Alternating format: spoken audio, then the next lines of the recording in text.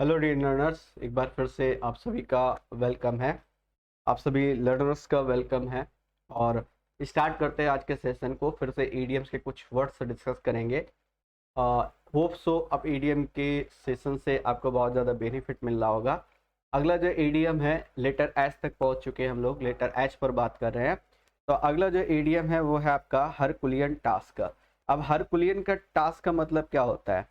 Herculean task का मतलब होता है वेरी डिफिकल्ट टास्क। अब इसको लर्न करने का बिल्कुल सिंपल सा तरीका है कि आप ऐसे लर्न कर लो, हर कुली का टास्क।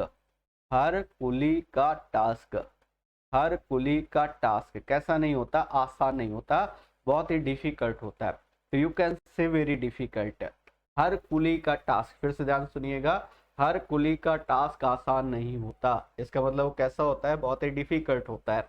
तो वेरी डिफिकल्ट, ठीक है, ये कह सकते हो आप। जैसे एक दो ईडियम इससे मिलते जुलते हैं। जैसे आप ये कह सकते हो hard nut to crack. You can say hard nut to crack. Hard nut to crack. Nut to crack एक ईडियम ये बनता है आपका। एक और आता है uphill task. Uphill task. Uphill task, तीनों याद रखिएगा, ये तीन ईडियम है जो मिलते जुलते हैं और तीनों का मीनिंग जो है वो सेम है। तीनों का मीनिंग है डिफिकल्ट टास्क, बहुत ही कठिन कार्य। ठीक है, जैसे कहा जाए कि एक आईएएस एग्जामिनेशन को बीट करना, ठीक है, कैसा है, ये एक डिफिकल्ट टास्क है, ये आसान टास्क नहीं है। ठीक, तो ये क्या कह रहा है, it is herculean task to root out corruption in India. India से करप्शन को खत्म करना, ये कैसा है, हरकुलियन टास्क जैसा है। वैसे इसके पीछे स्टोरी भी है हरकुलिस नाम के पर्सन की, है ना। जिसको ऐसे ऐसे टास्क दिए जाते हैं, जैसे सांपों से लड़ना, है ना, और ऐसे बहुत डिफिकल्ट टास्क दिए जाते हैं। ठीक, इनको तुम परफॉर्म, इनको तुम वो करो, है। तो ये क्या है, मतलब हरकुलिस नाम को बहुत ही चैलेंजिंग टास्क दिए गए, आप ऐसे याद कर सकते हो इस बात को। Difficult task, haul over the coals. Haul over the coals means क्या है, टेक टू टास्क, किसी को कोल माइन में आपने लगा दिया है। हाउल ओवर द कोल, किसी को कोल माइन में लगा दिया है, इसका मतलब आपने किसी को कोई टास्क पर लगा दिया है। She was haul over the coals by her parents for his misconduct. ठीक है, तो इसका मीनिंग क्या है, एक तरीके से किसी को टास्क पर लगाना मतलब उसको पनिश करना। तो क्या है, उसके मिसकंडक्ट की वजह से, उसके मिस बिहेवियर की वजह से उसको क्या किया गया, उसको टेक टू टास्क दे दिया गया। इट मीन्स ये कह सकते हो आप। जैसे एक ईडियम आपका और आता है, अगर आपको याद हो तो, ये आता है bring to book. Bring to book, ये भी इसी से मिलता जुलता ईडियम है, ब्रिंग टू बुक, और ये भी सेम ही ईडियम है। तो आप ये कह सकते हो 1 2 एंड 3। हालांकि टेक टू टास्क भी कई बार आपसे पूछ लेता है। तो देयर आर 3 डिफरेंट ईडियम, ठीक है, जिनका मीनिंग सेम है। Haul over the coals, take to task, bring to book, और तीनों का मीनिंग होता है to punish. Another one, have one's finger in everyone's pie. ठीक है, तो कहते हैं ना कि हर एक के मामले में उंगली मत करो। इसका मतलब क्या है, हर एक के मामले में इंटरफेयर नहीं करना है। ठीक है, जैसे कुछ लोगों की आदत होती है कि वो क्या करते हैं, हर एक के मामले में कहीं ना कहीं वो टांग अड़ाने की कोशिश करते हैं, इंटरफेयर करने की कोशिश करते हैं। तो to partake of something, to partake of something ये कह सकते हो, या टू इंटरफेयर इसके लिए सबसे अच्छा वर्ड रहेगा, टू इंटरफेयर। टू इंटरफेयर, है ना, किसी के मामले में दखल अंदाजी करना। ठीक है, मेडल करना, जैसे एक वर्ड ये आता है मेडल, टू मेडल, हस्तक्षेप करना जिसको आप कहते हो।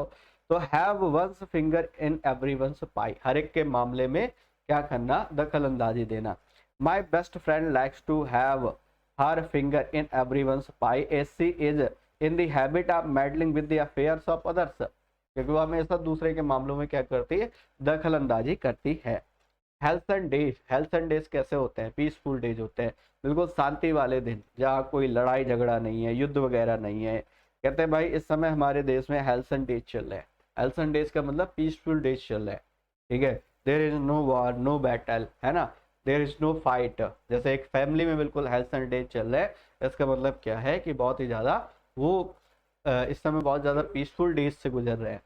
पीसफुल डेज का मतलब आप समझते हो, बहुत ही शांतिपूर्ण दिन, है ना। तो इसको क्या कहते हैं, इसको कहते हो peaceful days. Halcyon days का मतलब peaceful days, the days we spend in our school life और the halcyon days of our life. कह रहा है हमने जो दिन अपने स्कूल लाइफ में गुजारे वो कैसे थे, वो हेल्थ एंड डेज थे। हेल्थ एंड डेज का मतलब बहुत ही पीसफुल डेज थे, है ना। तो बहुत ही ज़्यादा कह सकते हो आप, बहुत ही अच्छे दिन कह सकते हो। वैसे हेल्सन एक बर्ड का नेम है, उसके नेम पर रखे गए। एक ऐसी बर्ड जो बिल्कुल कैसी रहती, चुप या शांत रहती है, आप ऐसे कह सकते हो, साइलेंट मोड में रहती है, वो कैसी है, हेल्सन है। तो हेल्सन से ही बन गया हेल्सन डेज, तो peaceful days. Have an iron will, ठीक है, if you want to beat the exam, crack the exam, तो you have an iron will. आपके अंदर वो डिटर्मिनेशन होना चाहिए। जैसे बहुत सारे लोग कहते हैं ना, कि जैसे मैं कहता हूँ कि भाई सुबह कोशिश करो जल्दी उठ करके पढ़ाई किया करो, है ना, ठीक है, कहते हैं सर 8 बजे के पहले, 7 बजे के पहले मेरी नींद नहीं खुलती, ठीक है, तो कहीं ना कहीं आयरन विल की कमी है। मैं कहता हूँ सिंपल सी बात, जिस दिन वो डिटर्मिनेशन आपके अंदर होगा, आपको कहना नहीं पड़ेगा, आपको मतलब कोई कहने वाला नहीं होगा, फिर भी उसके बावजूद भी आप अर्ली मॉर्निंग वेकअप हो जाएंगे, जो भी करना चाह रहे होंगे उसके लिए गेट रेडी हो जाएंगे, ठीक है। तो ये सबसे ज्यादा इसमें कहीं ना कहीं अगर फैक्ट किसी न किसी चीज की लैक होती है तो वो है आयरन विल। आयरन विल कहीं ना कहीं लैक करती है। तो आप कोई भी काम करने जा रहे हैं तो उसके लिए आयरन विल का होना बहुत जरूरी है। आयरन विल मतलब आपकी दृढ़ इच्छा शक्ति, आयरन के तरीके हार्ड है, या आप बिल्कुल उस चीज से बिल्कुल अडिग हो कि इसको करके ही मैं दम लेने वाला हूँ, है, तो वो है आयरन विल, ठीक। तो आयरन विल का मीनिंग क्या हो गया, स्ट्रांग विल। वैसे विल एक हेल्पिंग वर्ब भी है, विल का मतलब इच्छा भी होता है ना, विल का मतलब वसीयत भी होता है। विल के कई सारे मीनिंग है, उसमें विल का मतलब होता है, विल का मतलब एक तरीके से इच्छा, और वो कैसी है, वो डिटर्मिनेशन वाली है, स्ट्रॉन्ग विल वाली है। तो if we have to live among the mean and selfish people, कितनी अच्छी बात लिखी है कि यदि हम मीन और सेल्फिश पीपल के बीच में रहते हैं, ब्यूटीफुल लाइन्स है, इनको फॉलो करिए आप। कह रहा we must have an iron will. अगर आपका, कहते हैं ना, दो चीजें हैं, एक तो आप सीखते हैं, ठीक है, खुद से सीखते हैं, और या तो देखिए कई सारे स्टूडेंट होते हैं जिनको वो एटमॉस्फेयर मिल जाता है एक्विजिशन के लिए, तो बहुत अच्छा होता है, उनकी लर्निंग इजी हो जाती है। लेकिन बहुत सारे ऐसे स्टूडेंट्स होते हैं जिनके घर का एटमॉस्फेयर नहीं है, उनके फ्रेंड्स का एटमॉस्फेयर नहीं है, वो ऐसे लोगों के बीच में रह रहे हैं जो वास्तव में बहुत मीन है, बहुत सेल्फिश है, ठीक है। तो उस केस में आपके अंदर फिर डिटर्मिनेशन का होना बहुत जरूरी है। वो भी कैसी डिटर्मिनेशन, आयरन विल वाली।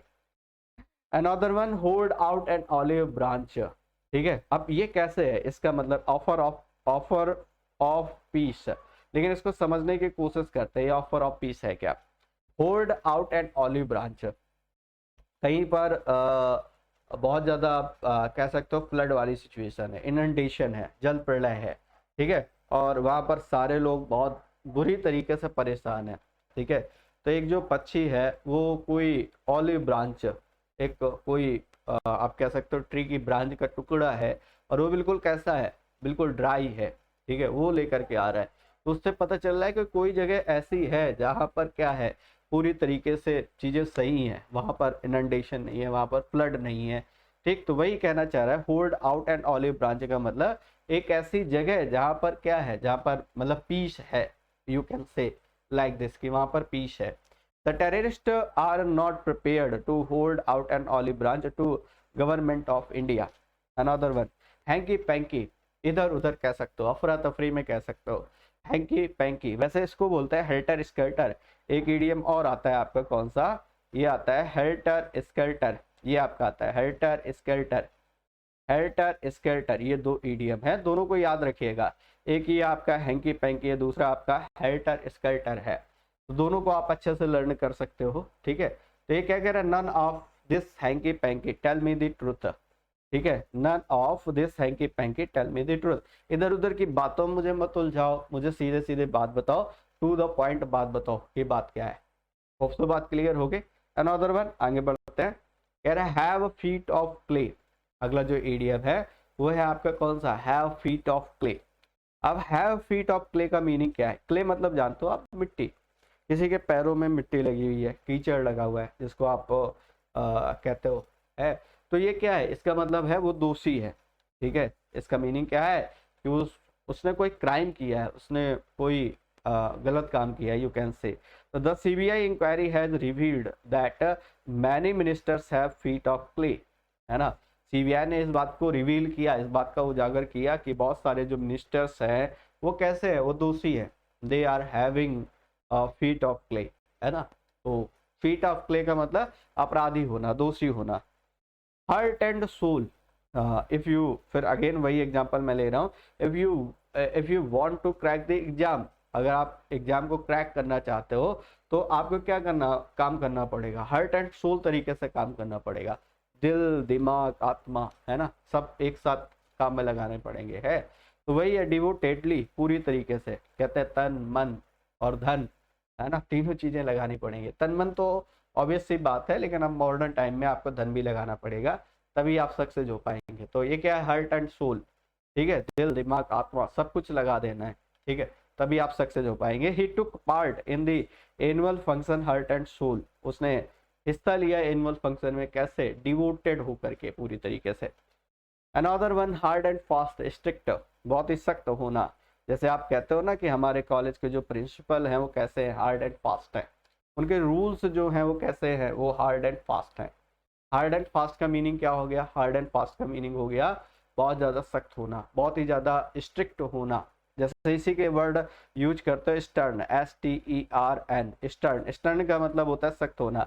No hard and fast rule is laid down about being regular in the class, ठीक है, ऐसा कोई हार्ड एंड फास्ट रूल नहीं है कि आपको क्लास में रेगुलर ही रहना है, ठीक है, तुम चाहो तो लीव ले सकते हो। जैसे इसके बहुत सारे एग्जांपल हो सकते हैं, जैसे आप कहते हो कि कॉलेज में क्या ड्रेस पहन करके आना कंपलसरी है, तो आप कहते हो नहीं है, ऐसा कोई हार्ड एंड फास्ट रूल नहीं है कि आप ड्रेस में भी आए, आप यूजुअल ड्रेस में भी आ सकते हैं, ठीक है। हैंग फायर, हैंग फायर का मीनिंग क्या है, रिमेन अनसॉल्व्ड, रिमेन अनसॉल्व्ड, ये इसका मीनिंग है। अब इसको थोड़ा समझने की कोशिश करते हैं, ये है क्या, रिमेन, रिमेन अनसॉल्व्ड, ठीक है। जैसे कहते हैं ना कि किसी चीज की आग लगी हुई है, इन द सेंस कि कोई बहुत कंट्रोवर्सी चल रहा है ना, तो वही रिमेन, तो इसका मीनिंग क्या है कि वो मैटर सॉल्व नहीं हुआ है, अभी भी उस पर डिबेट चल रही है, अभी भी लोगों में वो बिल्कुल लाइमलाइट मैटर बना हुआ है ना। तो हैंग फायर का मीनिंग क्या हो गया, रिमेन अनसॉल्व, किसी चीज का सॉल्व ना होना। Correct, Kashmir problem has been hanging fire for many years, बहुत सालों से जो कश्मीर वाली समस्या है वो क्या बनी हुई है, हैंगिंग फायर बनी हुई है। High and dry, high and dry का मतलब होता है very difficult situation, or difficult situation. वैसे इसके कई सारे आपके ईडियम बनते हैं, इन अ टाइट कॉर्नर, जैसे एक ये ईडियम आता है, in a tight corner, in a tight corner, ये एक ईडियम आता है। इन अ टाइट कॉर्नर का मीनिंग क्या है, इसका मीनिंग है हाई एंड ड्राई होना, ठीक है। तो इन अ टाइट कॉर्नर कह सकते हो, डोर ड्रम कह सकते हो, हाई एंड ड्राई कर सकते हो, है ना, इन अ फिक्स कह सकते हो। तो क्या कह रहा है, he was left high and dry by his business partner, है ना, तो उनके जो बिजनेस पार्टनर है उन्होंने उसको क्या कर दिया है, हाई एंड ड्राई सिचुएशन में छोड़ दिया है, डिफिकल्ट सिचुएशन में उसका साथ छोड़ दिया है। Hit the nail on the head, ठीक समय पर, कोई बात बिल्कुल ठीक समय पर कहना, कोई काम बिल्कुल ठीक समय पर करना, ये hit the nail on the head, ठीक है, नेल को हेड पर हिट करना, किस समय, जिस समय उसकी जरूरत है। तो मीन्स क्या कहना चाह रहा है कि किसी भी काम को ठीक उसी समय करना जिस समय उसकी रिक्वायरमेंट है। तो कह रहा है to do the right thing at the right time, ठीक है, right thing at the right time. जैसे अरिस्टोटल का एक बहुत अच्छा मतलब कोट है, अगर आपने पढ़ा हो कि आ, हमें एंग्री कितना होना है, ठीक है, हमें एंग्री उतना होना है जितनी जरूरत है, सही समय पर सही मात्रा में सही पर्सन के साथ सही अमाउंट में हमें एंग्री होना है ना। तो वही है, at the hit the nail on the head, ठीक। तो ये पता होना चाहिए, आप किसी बच्चे को डांट रहे हो तो उसको कितना डांटना है, कब डांटना है, ठीक है, किस सिचुएशन में डांटना है, तो ये चीज आपको पता होनी चाहिए। वही है, hit the nail on the head, सही समय पर सही काम करना।